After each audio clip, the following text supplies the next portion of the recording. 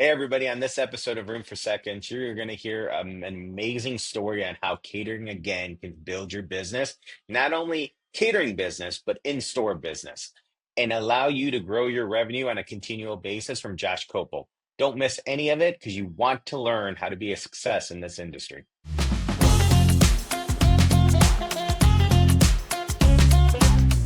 Hey everybody, welcome to another episode of Room for Seconds. Today I have an incredible guest, Josh Kopel, who is one of my dear friends who I was actually on his podcast, which is probably a lot better than mine. As he's nodding his head yes, because he's in agreement with that. But he was nice enough now to let me turn the tables and ask him a million questions. So Josh, welcome to the show. Well, thank you so much, Greg. I'm excited to be here, my friend. So Josh, you have been, obviously your podcast is outstanding. Why don't you just give people a little bit, what made you decide that podcasting was a way that you wanted to tell other people's stories, but more importantly, what has it done and provided for you? So it started when I was a restaurant owner and operator. And so I didn't start the podcast then, but I actually started interviewing then. I decided that mentorship would be valuable. And so I went to the people that you would probably consider like my competitors in the market. I asked for time. I sat down with them and I asked them really granular questions about their business. And it helped my business a lot over the next several years. When the pandemic hit, I sold my restaurant group.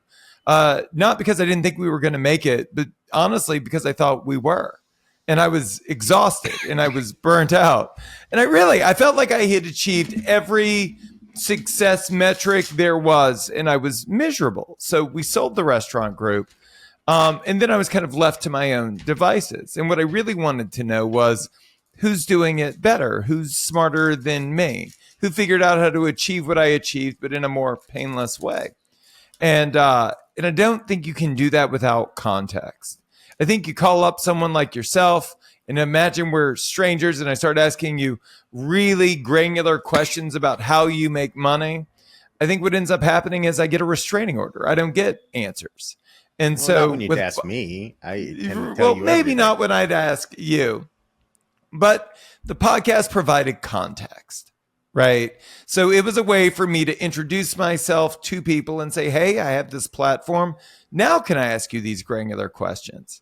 I think that most of the media in our space, and this isn't a criticism by any stretch of the imagination, but when I started, most of it was narrative based. And like, I hope your parents loved you.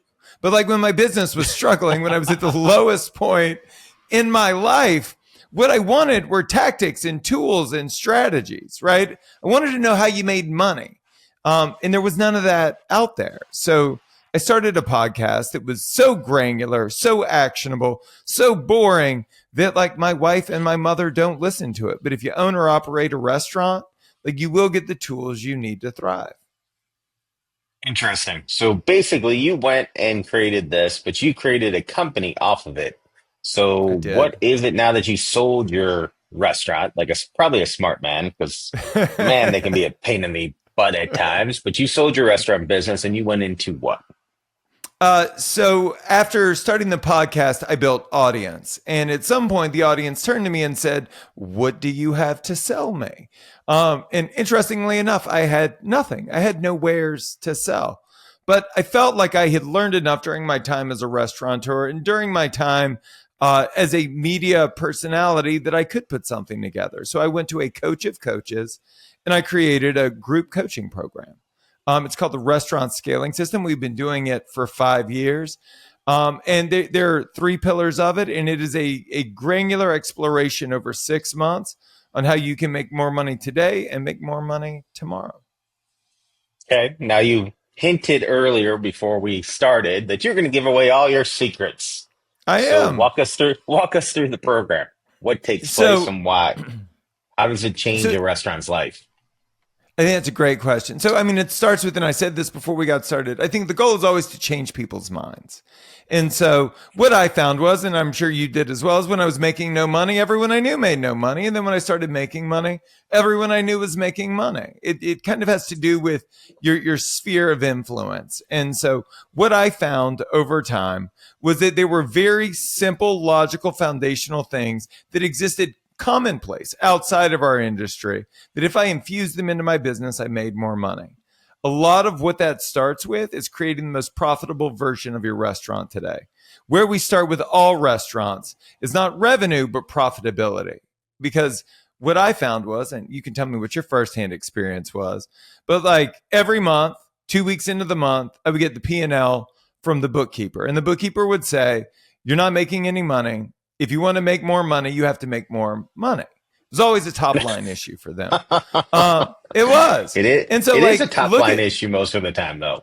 many of the, well, I've got to tell you, when I hit 1.4, I was ready to make money, but I didn't. They said once I hit 1.6, I would make money. 1.8, 2.1, 2.4, 3.1. And what we found is that our expenses perpetually increased in proportion with revenue because the machine got bigger and bigger. And so what I figured out was if you're at $500,000 a year, I could probably make you profitable today. At the very least, I can make you break even and I can give you the tools that you need to go to the next level. What I figured out was there's a difference between more work and more money. They look like the same thing, right? But if you want to keep more money, it has to do with your margin more than anything.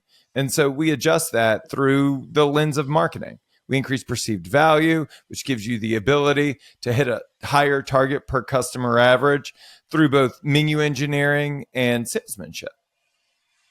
Okay. So you reduce costs, make some cool changes in a nutshell, and you're saying a restaurant at 500,000 can make money.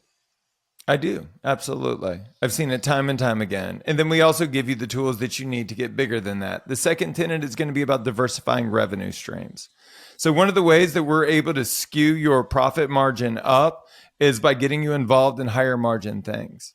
Another one of the foundational shifts for me as a So business. explain. I'm going to cut you off, but explain to the people who don't know what higher profitable revenue streams are. Because for most Oh, restaurant people, they think walking in, you serve your customer, and you have third party delivery now. Those are the only revenue streams people talk about. What so are other the revenue par- streams? so the paradigm shift is to understand that at least for me and my clients, we're not in the B2C business. We're not trying to score one more customer at a per customer average of $36. We're trying to bring in big ticket items. So we focus on a B2B strategy, just like you would in almost any other industry. B2C is not very controllable, but B2B is. So when I talk about B2B, I'm talking about catering and events. Two things you can So, control. Go ahead. I want to ask the question. So don't F up a $4,000 catering order that walks through the door. That would be bad for business, correct? Yes, it would. But I'll also say this. They don't typically walk through the door. Like we're not fishermen. Like the restaurant strategy has been the same for 1,000 years. I'm gonna open the door.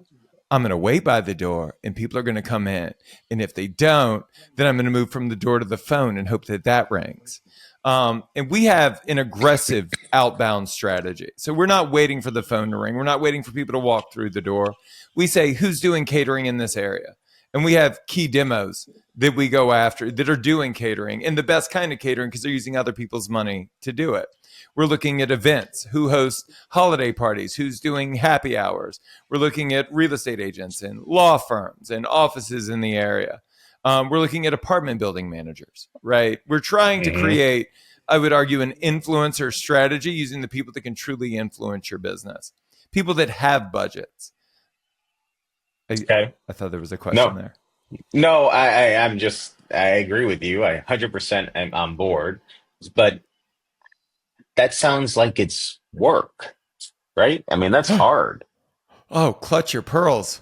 Yes, it is. It's very difficult. To figure it out, I would say that it cost me about 45 to $60,000 and probably a year of my life to figure out an outbound events and catering strategy that would work across all of my brands because I was in multiple tiers of dining.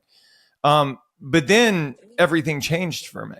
Everything changed. You would look at South City Fried Chicken, my fast casual concept.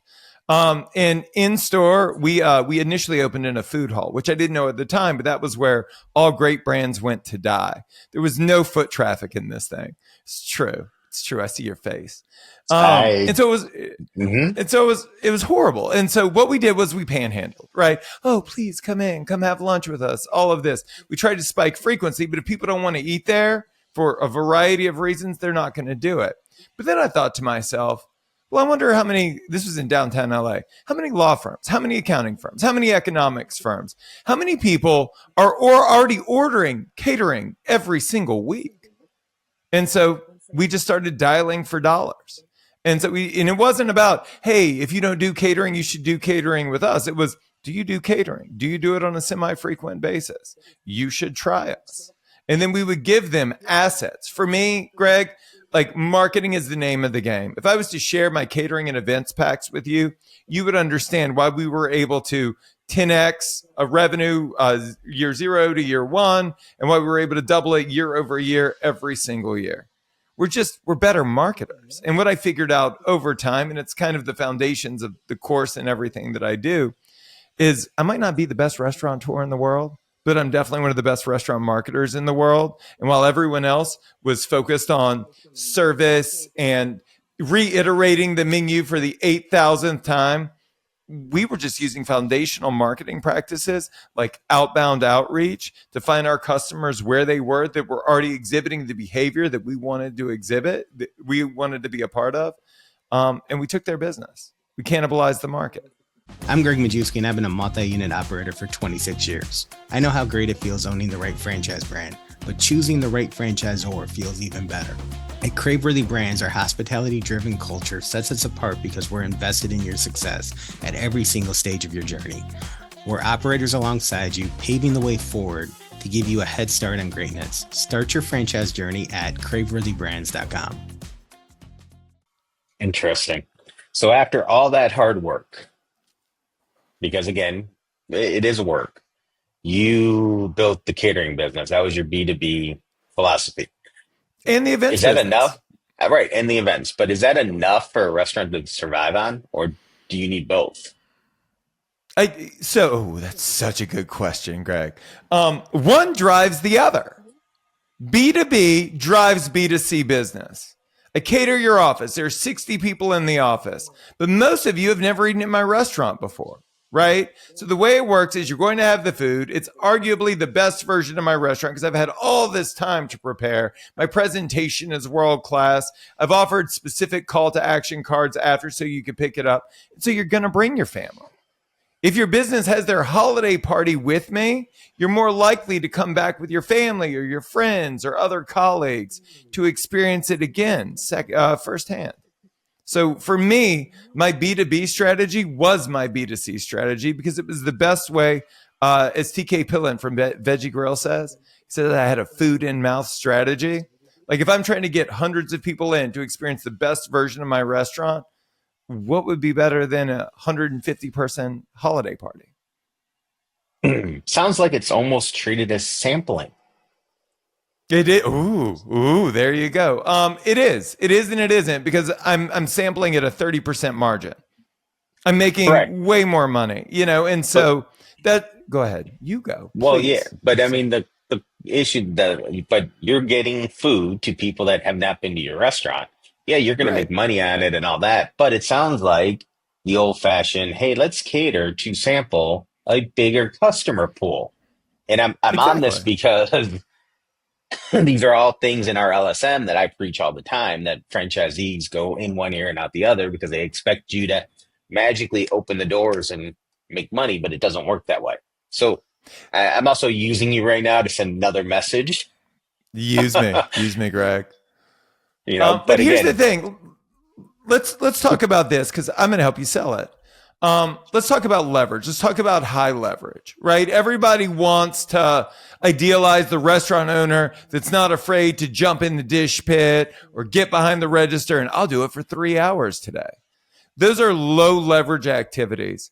I'll give you an example. I've got a chef in St. Simons, Georgia. His name is Daniel. He is very much a chef. And so I had him executing this B2B strategy. He's dialing for dollars, which is really like standing on a street corner, asking every person that walks by to kiss you on the mouth. You get slapped in the face a lot, but every now and then you get a smooch. It's about absorbing the rejection. Truly. Sales is about absorbing the rejection and pushing forward. So he does this for like a week and a half. And then he calls me and he's like, this isn't working. And I said, what do you mean?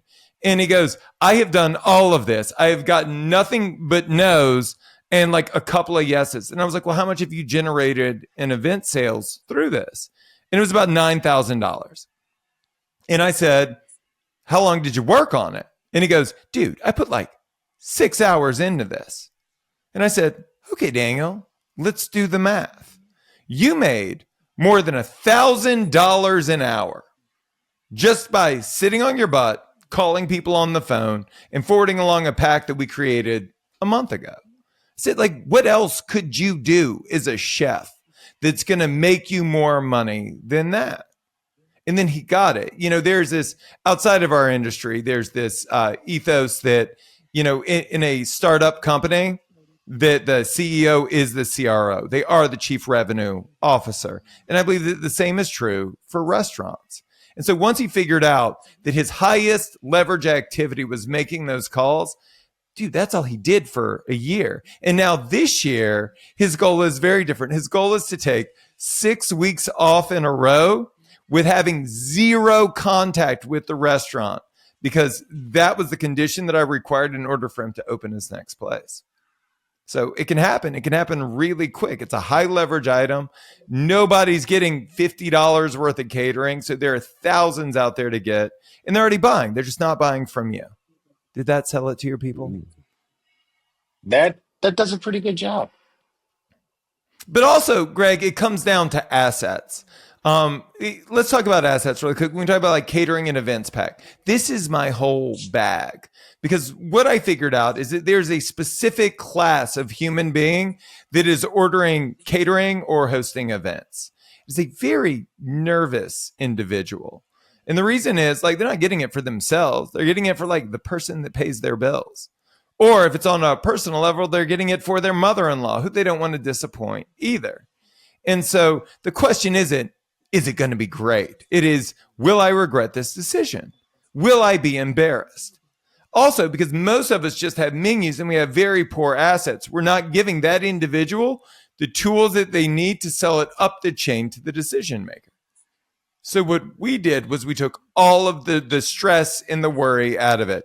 It was evocative photography with the room shot exactly how it's going to be if it's an event, right? Images of the food, right? And then really clearly, simply marked up pricing so that they knew exactly what they were going to be getting.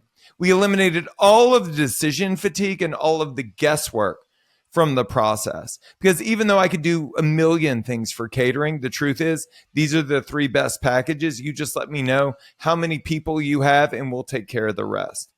Everybody thinks that just because you can, you should. But like, because we went to the nth degree to paint the picture for people, give them all the tools that they needed to sell it up the chain on our behalf. And then we also simplified the decision-making process. We win 10 times out of 10. And then what we did, and then I'll shut up, Greg. And then what we did was we turned it, very true. We turned it into monthly recurring revenue. And that to me is the brass ring. So when you look at catering as an example for my fast casual joint, everybody does the same thing. They're like, hey, Greg, how was it? Did you like it? And they're like, oh, it was good. And it's like, oh, that's great. Will you let me know if you want to place another order anytime soon? And then you hang up the phone. That's not what we do. What we do is we say, if it's, let's say it's one of my pizza clients, right? We say, well, look, why don't we do this? We're really busy. We do a ton of catering. We do a great job, as you know. What would be easiest for us and what's easiest for you is we just set you up so that on the 2nd and 4th Friday, we do a pizza party at your place. We'll set it up. We'll do the same thing that we always do. And it's one less thing for you to worry about. That's sales that you're doing for someone, not to them. They're going to have to decide, what is it, 20 days, 25 days, a month, where they're going to cater from, if it's a law office as an example. And we just took 2 of those days off their plate. We did it for them. They appreciate it. I'm not offering a discount. I'm just taking one more decision off their plate. And we do this time and time again. And what it does is, at scale, it creates monthly recurring revenue in a in an industry that can't spell MRR. Is there a certain software or anything of that nature that you recommend people using for catering? For the marketing effort, No, just to keep track of it. Because most restaurant operators tend to not, when they do get a catering order, don't plan for it. Forget it. Don't get reminders. It's sure. an So afterthought.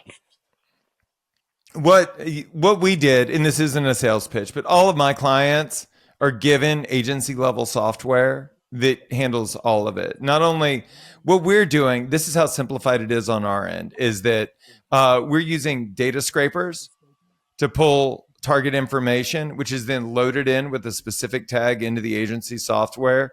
It then enrolls them in a 12-month campaign whereby we're checking in for the first couple of weeks, every single week, and then again monthly, regimented, trying to make sure that we get those orders and it's catered to buying behavior.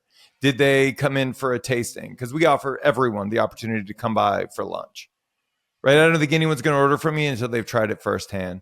So if we do get them in for lunch, it then puts them into a different cadence, or it tries to get them in for lunch in perpetuity. And then once they've done it, we push for the order. That is a separate workflow. And then once we have the order, we check in at the end of every month to see if they want to place an order for the beginning of next month. And so that's it. People can build it out on their own. I never intended to build it out for my clients, but I just said it so many times that it just seemed easier to just build it out with the custom values in place so that they can do it on their own. Very, very cool. Now, if you have catering or if you don't have catering today, is this something people should jump all in instantly, or should they actually plan this? Should they plan a catering program that makes sense? Because catering is another business. It's different food cost items. You got to make sure you're charging the right price when you feed 15, 20, 30, 40 discounts at what level. So should they actually take the time to do it, or should they go out tomorrow and just say, I'm catering? Here's what I would say. I would say that our industry there are just dead bodies everywhere from caterers and event planners that thought, oh, I'll just get into the restaurant industry. How hard could it possibly be? Right? Because what they're used to is high margin. What they're used to is all of this advance notice. Catering relative to day-to-day restaurant operations is a much simpler machine. What I think it comes down to, and this is the marketer in me, Greg, is the offer. I think that like catering starts with having the right offer and the right offering for your target audience.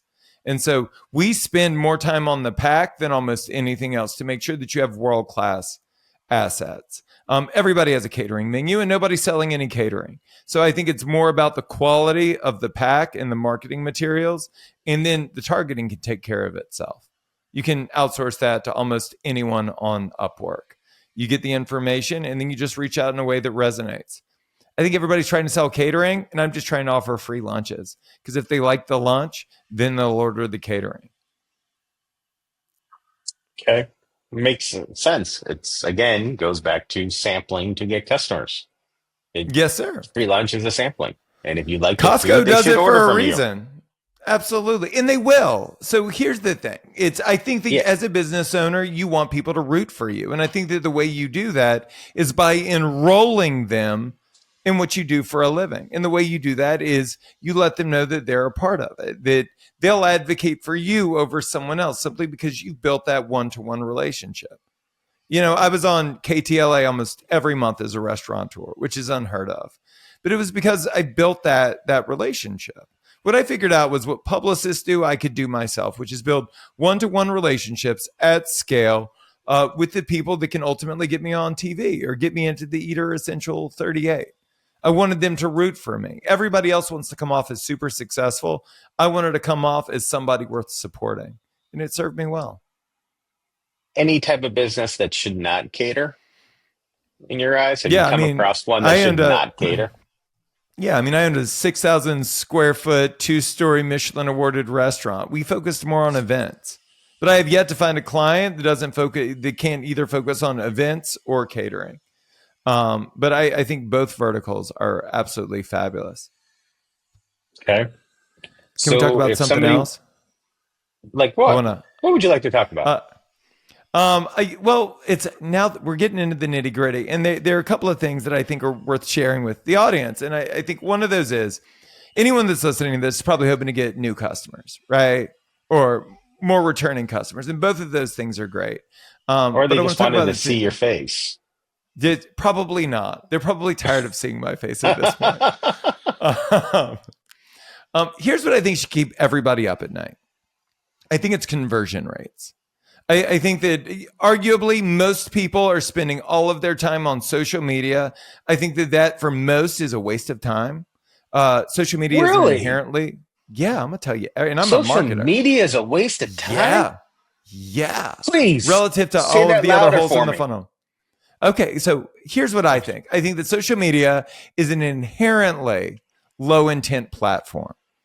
When you and your wife decide to go out to dinner in Chicago, you're not like, let me hop on Instagram and find the place.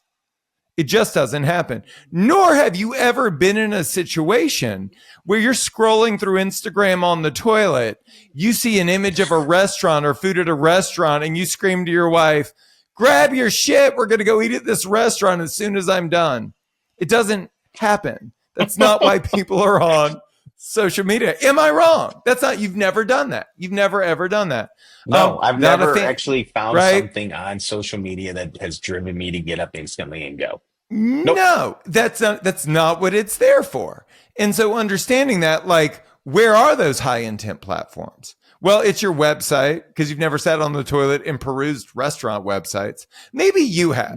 Maybe you have. Most people don't. Because like I saw the look on your face. Like I do that all the time. But most people don't. So if they're on your website, they're looking to make a buying decision. If they're on your Yelp page or your Google listing or your TripAdvisor, they're not perusing, they're looking to make a buying decision.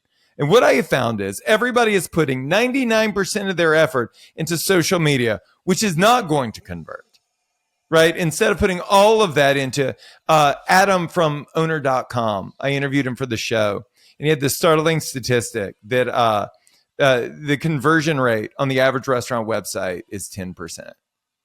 And so like everybody wants to transform their business overnight. And so I would argue that if we can get that conversion rate up to 50%, 60%, 70%, we're in a really good place.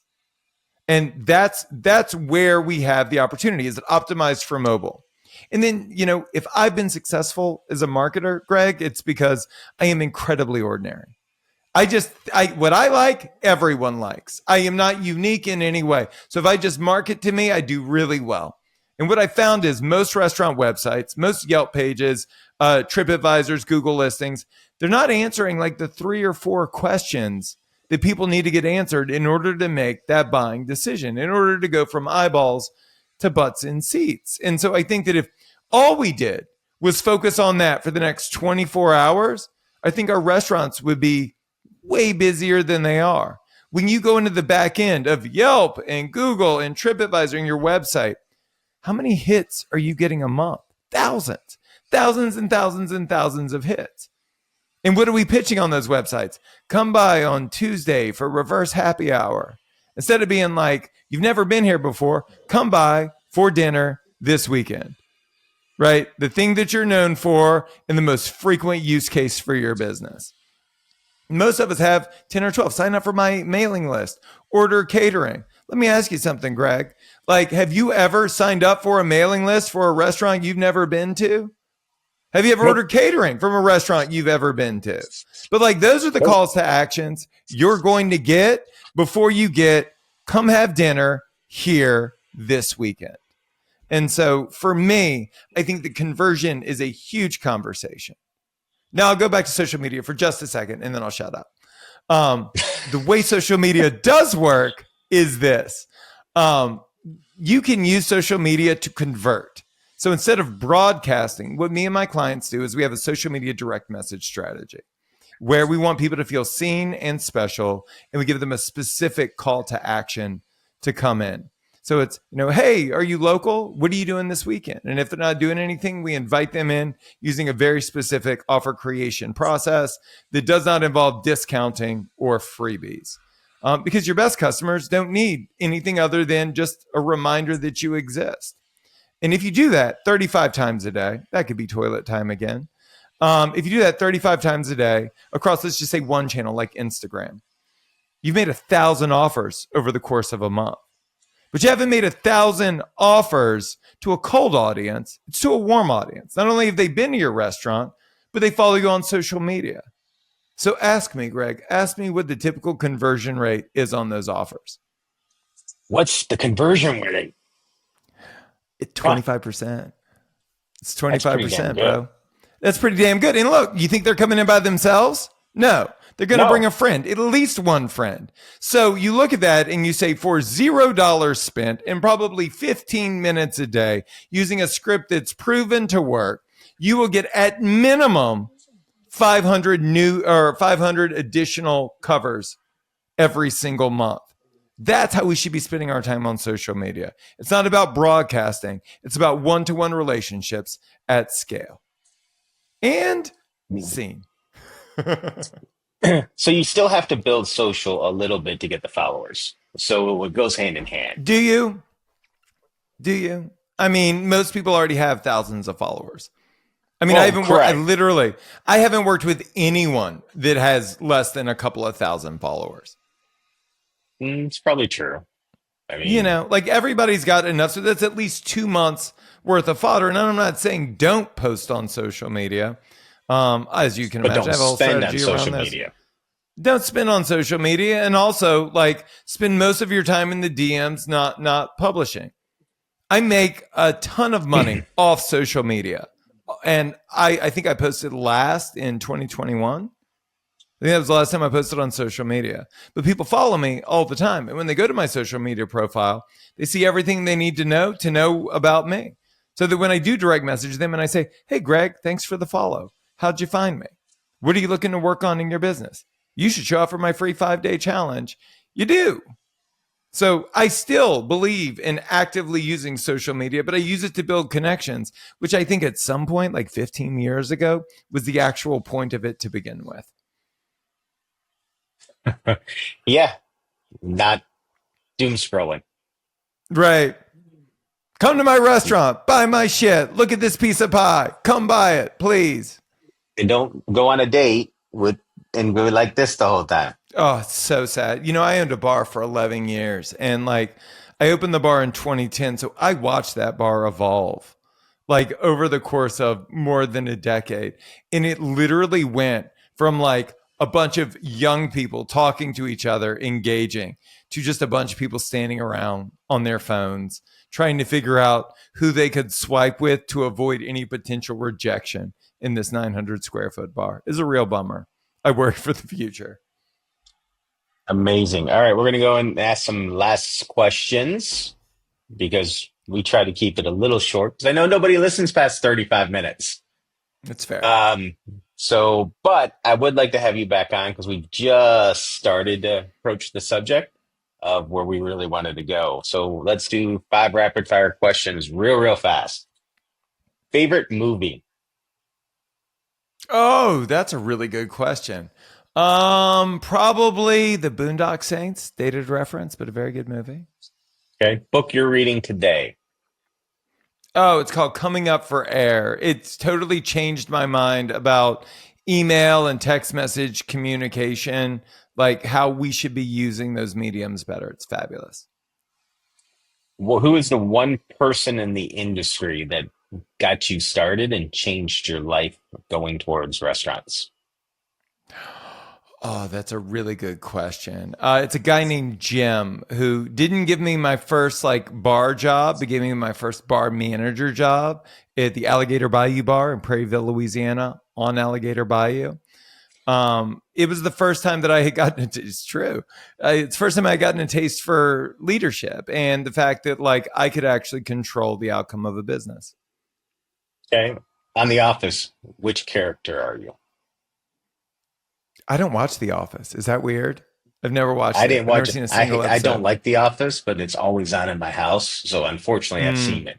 All right. So, I don't know. nobody. All right. Last No one. question. Not really a question. Where can people find you and where can they get more information about everything that you offer? So they should go to joshkopel.com. And if they do, they'll get the opportunity to sign up for my monthly free 5-day challenge where I unpack this and so much more in 1 hour a day over the course of 5 days. So with that being said, I'm offering thousands of you the opportunity to get a free session with Josh. Go to that website, sign up, and don't miss it. He is actually really, really good at what he does. And the stuff he says may sound completely outlandish and not possible. It is true. If you follow a system and build your catering day in and day out, it happens. Josh, thank you so much for your time. Everybody hit the subscribe button down below so you don't miss an episode, and we will see you next time. Hey viewers, thanks again for supporting Room for Seconds. If you found this episode inspiring, interesting, or any bit informative, please hit that little subscribe button down at the bottom so you never miss an episode. In my 26 years in this amazing industry, I've been blessed with incredible mentorship. This show is my way of giving back. Follow me on LinkedIn, search Greg Majewski, on Twitter, @Greg_Majewski. If you still have room for more, visit our website at media.craveworthybrands.com. You'll find more videos, shows, notes, blogs, resources, and an easy way to get in touch with the Craveworthy Brands team. I'm your host, Greg Majewski. Thanks again for tuning in to Room for Seconds.